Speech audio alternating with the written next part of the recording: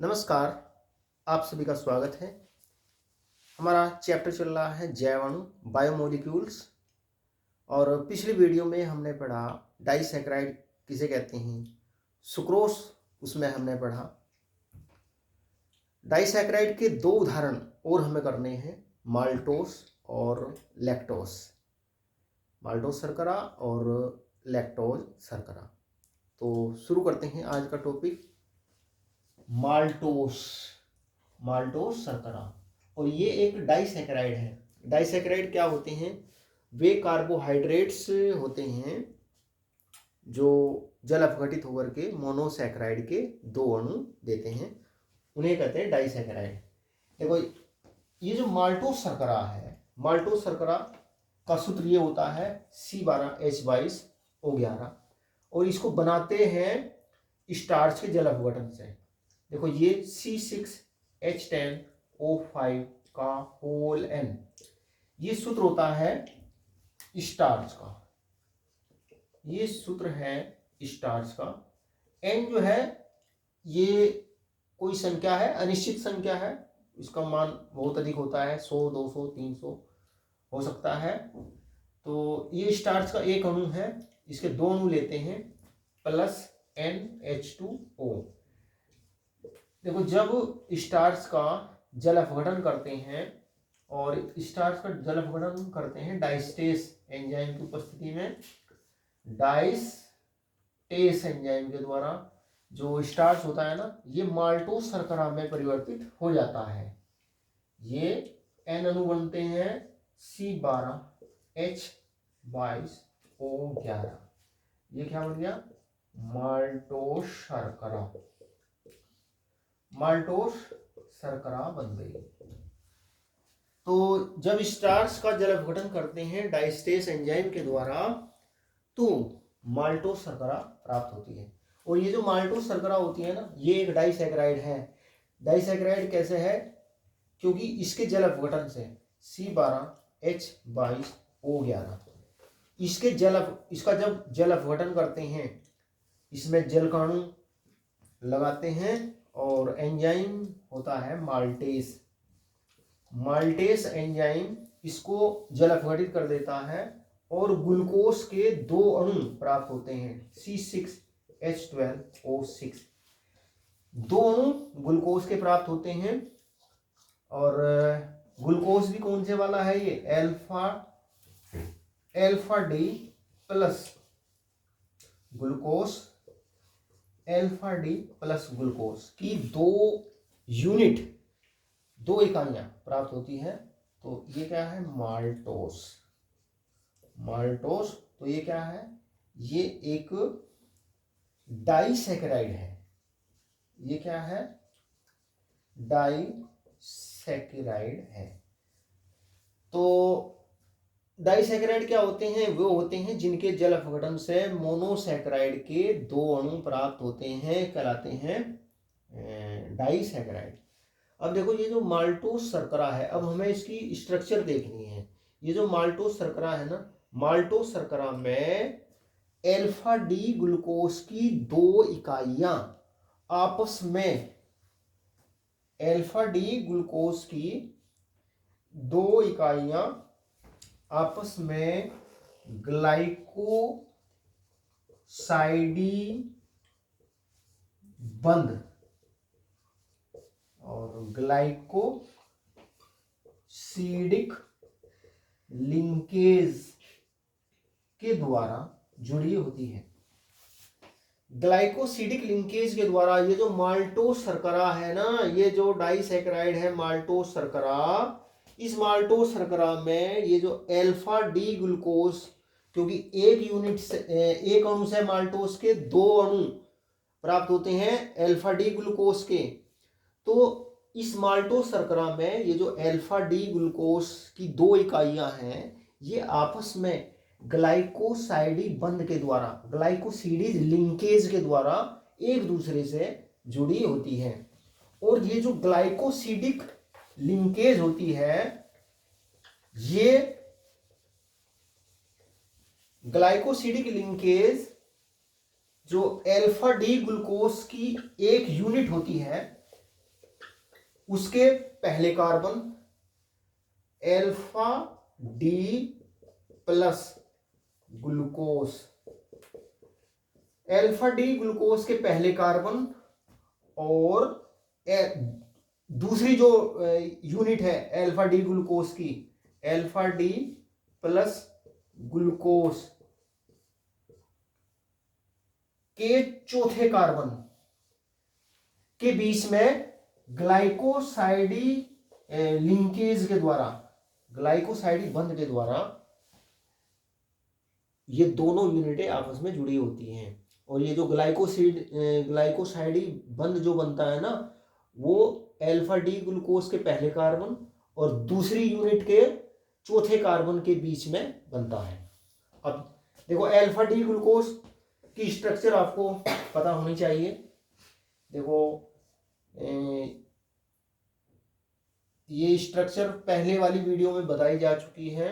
अगर समझ में ना आए तो वो वीडियो आपको देखना पड़ेगा जरूर, तब ये चीजें आपकी समझ में आएगी। देखो अल्फा डी ग्लूकोज की ये हावर्त संरचना है ना। अगर हम OH समूह को नीचे की ओर रखें, ये पहला कार्बन, ये दूसरा कार्बन, ये इसका OH नीचे होता है, H ऊपर, इसमें पहले कार्बन पर H ऊपर, और ये जो तीसरा कार्बन है ना, इसका OH ऊपर की ओर होता है, इसका OH ऊपर की ओर, H नीचे की ओर, और ये जो चौथा कार्बन है इसका OH नीचे की ओर, H ऊपर की ओर, और ये जो पांचवा कार्बन है इसमें CH2OH समूह ऊपर की ओर, CH2OH समूह ऊपर की ओर और H समूह नीचे की ओर। देखो यहाँ पर ये जुड़ा हुआ है इसमें H, ये यहां पर है H। ये पहला कार्बन, दूसरा, तीसरा, चौथा, ये पांचवा कार्बन और ये छठा कार्बन है ना। तो ये क्या है? ये है alpha D plus glucose, alpha D plus glucose है ये। अब देखो एक होता है बीटा डी प्लस ग्लूकोज, उसमें ये OH समूह ऊपर होता है। अल्फा और बीटा ग्लूकोज में बस यही डिफरेंस होता है कि इसमें तो OH समूह नीचे होता है अल्फा में, बीटा में OH समूह ऊपर होता है। बाकी पूरा विन्यास जो है ना वो एक जैसा होता है ना। अब देखो इसमें ये जो षटभुज है ना, 5 कार्बन परमाणु है इसमें, एक ऑक्सीजन है ना, ये एक तल में होते हैं। और ये जो H, ये वाला H जो ऊपर की ओर है, OH, ये वाला H, CH2OH, ये तल से ये समूह ऊपर की ओर होते हैं, और बाकी जो नीचे की ओर लटके हुए हैं समूह ये तल के नीचे की ओर होते हैं। तो ये अल्फा डी ग्लूकोज है। अब दूसरा अणु बनाओ अल्फा डी ग्लूकोज का है। इसी तरीके से इसको मैं यहां से हटा देता हूं। ये अल्फा डी ग्लूकोज का ये दूसरा अणु बनाइए। ये यहां पर O लगाइए और OH नीचे लगाओ, पहला कार्बन, दूसरे कार्बन का OH नीचे, H ऊपर, ये दूसरा। ध्यान रखो तीसरे कार्बन का OH ऊपर की ओर होता है, OH ऊपर की ओर, ये तीसरा कार्बन, ये H नीचे की ओर। चौथे कार्बन का H ऊपर की ओर होता है, OH नीचे की ओर होता है। और पांचवें कार्बन पर ये जो CH2OH समूह है ये ऊपर की ओर होता है और ये H इसमें नीचे की ओर होता है। तो ये भी अल्फा डी ग्लूकोज है और ये भी अल्फा डी ग्लूकोज है, अल्फा डी प्लस ग्लूकोज है ना। देखो ये जो ब्रैकेट के अंदर का जो साइन है ना, ये ध्रुवण घूर्णकता को प्रदर्शित करता है कि ये समतल ध्रुवित प्रकाश के दल को दाईं ओर घुमाता है। और डी इसके विन्यास को, ग्लूकोज के विन्यास को प्रदर्शित करता है कि इसका विन्यास जो ग्लिसरैल्डिहाइड है ना उसके डी समावेवी से इसका विन्यास मिलता है। जो डी समावेवी होता है वो दक्षिण ध्रुवण घूर्णक होता है ग्लिसरैल्डिहाइड का। अच्छा, एक यूनिट ये होगी, एक यूनिट ये होगी। अब देखो ये चौथा कार्बन है, ये चौथा कार्बन, ये 5 हुआ, ये छठा। अब इनके बीच में ग्लाइकोसाइडी बंध बनता है, ग्लाइकोसिडिक लिंकेज बनती है। कैसे बनती है? ये OH समूह जो है ना, ये OH, ये आपस में मिलकर के ये पानी का अणु निकाल देते हैं, H2O, OH H, H2O निकाल दो। अब इस O के द्वारा ये दोनों यूनिट्स एक दूसरे से जुड़ जाती हैं। तो ये आबंध, ये वाला, ये आबंध कहलाता है ग्लाइकोसाइडी बंध, या इसको बोलते हैं ग्लाइकोसिडिक लिंकेज। तो ये माल्टोज की जो स्ट्रक्चर है वो ये है। माल्टोज के अणु में अल्फा डी ग्लूकोज की 2 इकाइयां एक दूसरे से ग्लाइकोसाइडी बंध के द्वारा जुड़ी होती है। और ये जो ग्लाइकोसिडिक लिंकेज होती है ना, ये एक ग्लूकोज यूनिट के पहले कार्बन और जो दूसरी ग्लूकोज यूनिट होती है उसके चौथे कार्बन के बीच में बनती है। अच्छा देखो, जो माल्टोज शर्करा होती है, माल्टोज शर्करा एक अपचायी शर्करा है। ये एक अपचायी शर्करा है, रिड्यूसिंग शर्करा है। रिड्यूसिंग शर्करा क्या होती है कि ये टोलन विकर्मक और जो फेलिंग सॉल्यूशन होता है उसको ये अपचयित कर देती है। अब देखो, इसमें ये वाली जो यूनिट है ये अनअपचायी होती है, ये होती है अनअपचायी,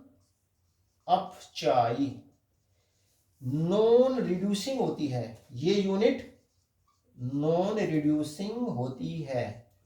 ये यूनिट नॉन रिड्यूसिंग इसलिए होती है, देखो ये पहला कार्बन है, पहले कार्बन का ये एल्डिहाइड समूह का ये O है, क्योंकि इस एल्डिहाइड समूह का ये जो कार्बन है ना, ये ग्लाइकोसाइडी लिंकेज में भाग ले रहा है। तो ये इस वजह से ये यूनिट नॉन रिड्यूसिंग होती है। अब इसमें ये जो दूसरी वाली यूनिट है, ये विलियन में ये यूनिट एल्डिहाइड समूह देती है, CHO समूह देती है। एक इसको समझ सकते हैं कि इसकी ये जो साइक्लिक स्ट्रक्चर है ना, ये खुल जाती है, ओपन स्ट्रक्चर इसकी हो जाती है विलियन में, तो जिससे एल्डिहाइड समूह मुक्त हो जाता है। तो इस वजह से ये वाली यूनिट जो होती है ना, ये अपचायी होती है। ये कैसी होती है? अपचायी रिड्यूसिंग होती है, देखो इसको इस तरीके से भी समझ सकते हैं, ध्यान में रख सकते हैं, क्योंकि यहां पर ये जो एल्डिहाइड समूह का जो कार्बन है ना, ये ग्लाइकोसाइडी लिंकेज में भाग नहीं लेता। ये ग्लाइकोसाइडी लिंकेज में भाग नहीं ले रहा, ये तो अलग है। तो इस वजह से ये जो यूनिट है ये अपचायी होती है, और ये दोनों यूनिट होती है माल्टोज शर्करा में। तो इसी वजह से जो माल्टोज शर्करा होती है वो कुल मिलाकर के एक अपचायी शर्करा होती है। तो ये बात हुई माल्टोज शर्करा। तो ध्यान रखेंगे, जो माल्टोज शर्करा होती है, माल्टोज शर्करा क्या होती है? एक अपचायी शर्करा होती है, क्योंकि जो दूसरी ग्लूकोज यूनिट होती है ना, ये विलियन में दूसरी ग्लूकोज यूनिट का जो पहला कार्बन होता है, ये विलियन में मुक्त एल्डिहाइड समूह देता है। तो इस वजह से माल्टोज शर्करा जो होती है ये एक रिड्यूसिंग शुगर होती है।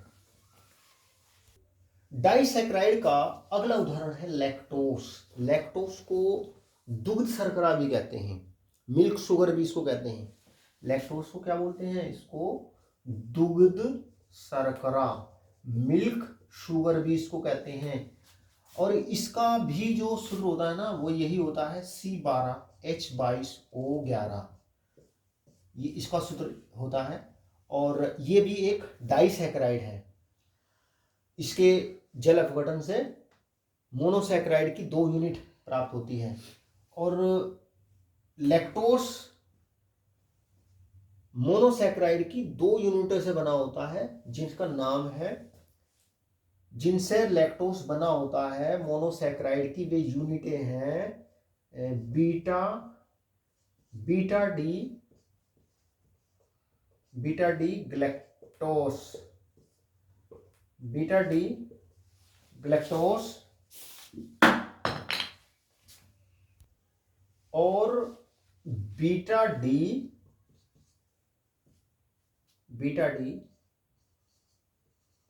ग्लूकोस। लैक्टोस में बीटा डी गलैक्टोस और बीटा डी ग्लूकोस की इकाइयां आपस में ग्लाइकोसाइडी बंध के द्वारा जुड़ी रहती हैं, ग्लाइकोसाइडी बंध के द्वारा, ग्लाइकोसिडिक लिंकेज के द्वारा ये दोनों इकाइयां एक दूसरे से, ग्लाइकोसिडिक लिंकेज में क्या होता है, एक ऑक्सीजन परमाणु से मोनोसैकेराइड की दो यूनिटें आपस में जुड़ी होती हैं। तो लैक्टोस जो एक डाइसैकेराइड है, इसमें कौन कौन सी मोनोसैकेराइड होती हैं, एक होता है ये बीटा डी गलैक्टोस और एक होता है बीटा डी ग्लूकोस। और ये जो ग्लाइकोसाइडी लिंकेज जो होती है ना, ये गलैक्टोस के पहले कार्बन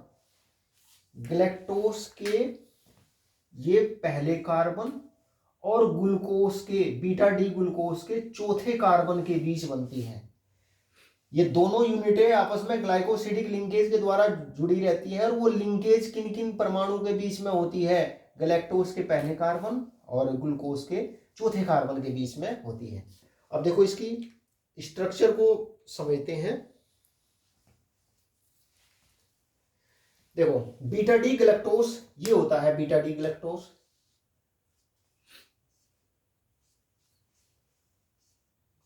ये यहां पे O परमाणु है ना, ये पहला कार्बन,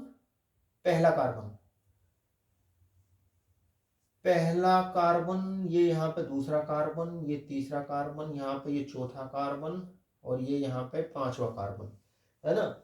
अब देखो बीटा डी गलैक्टोस, इसमें OH ऊपर की ओर लगाओ, H नीचे की ओर लगाओ, दूसरे कार्बन पर OH नीचे की ओर लगाओ, H ऊपर की ओर, तीसरे कार्बन पर OH ऊपर की ओर है ना, जैसे ग्लूकोस में भी ऊपर की ओर लगाया तीसरे कार्बन पर, फ्रक्टोस में भी, इसमें भी OH ऊपर की ओर, ये H नीचे की ओर, और ये पांचवा जो कार्बन है ना, इसमें CH2OH समूह ऊपर की ओर लगाओ और H समूह नीचे की ओर लगाओ। देखो अगर मैं इसमें OH समूह नीचे लगाऊं, OH ऊपर लगाऊं, तो ये वही है बीटा डी ग्लूकोस है, ये बीटा डी ग्लूकोस है ये। अगर मैं इसमें OH समूह इसमें ऊपर कर दूं, ये OH समूह ऊपर, H समूह नीचे, तो ये जो यौगिक है ये है बीटा डी गलैक्टोस, इसका नाम है बीटा डी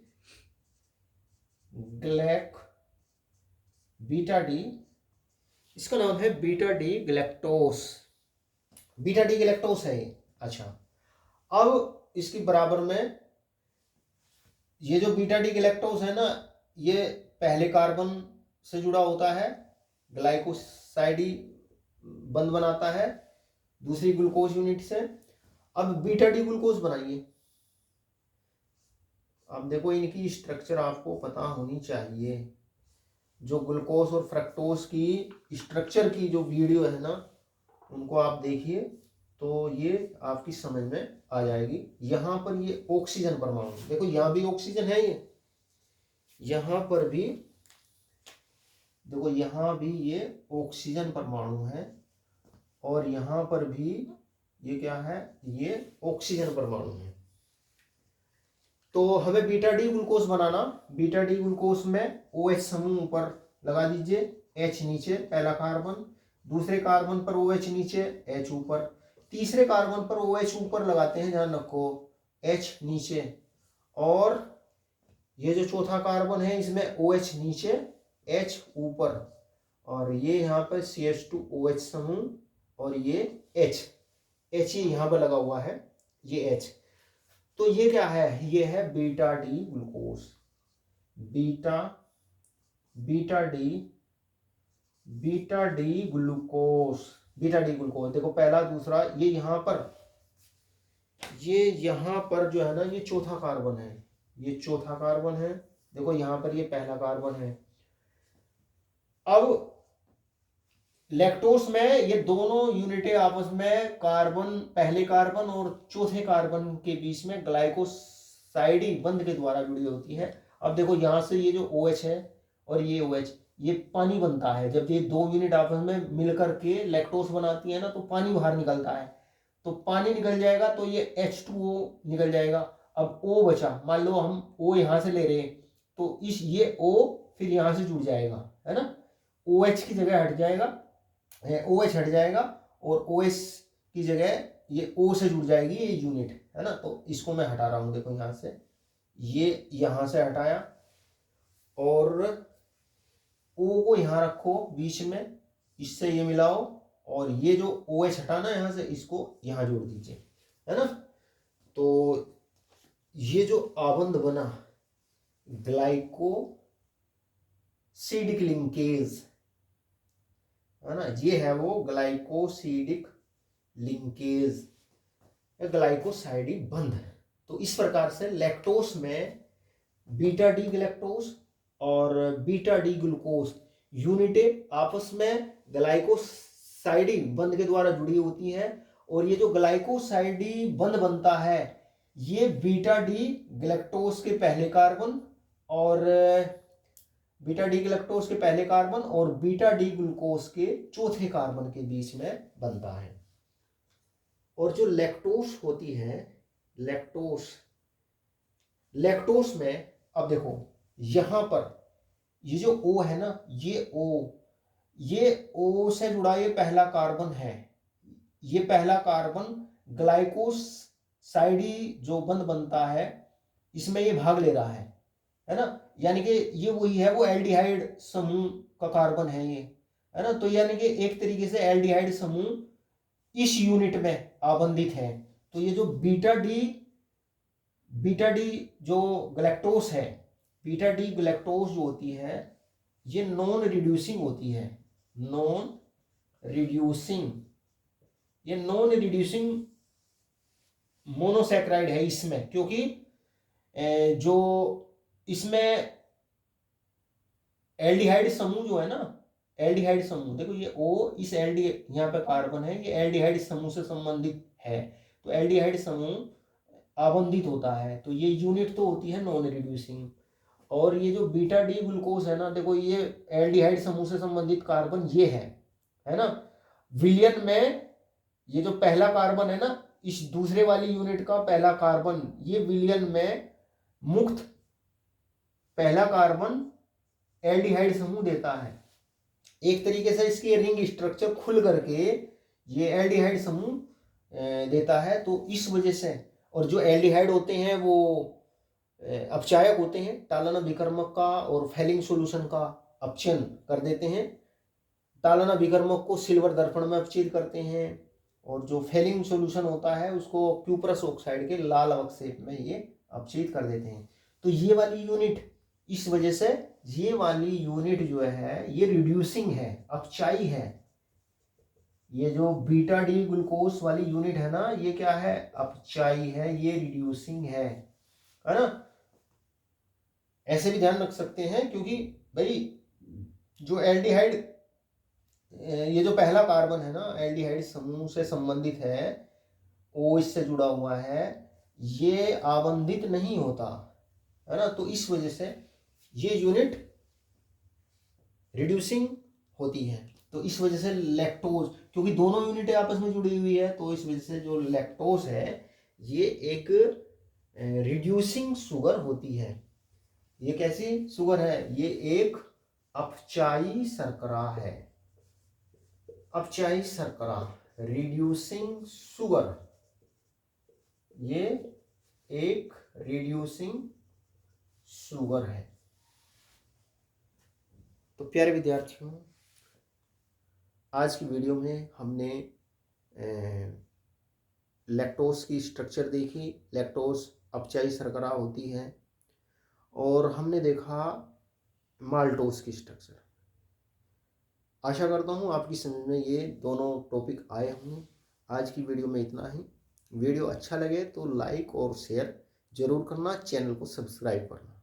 थैंक यू, नमस्कार।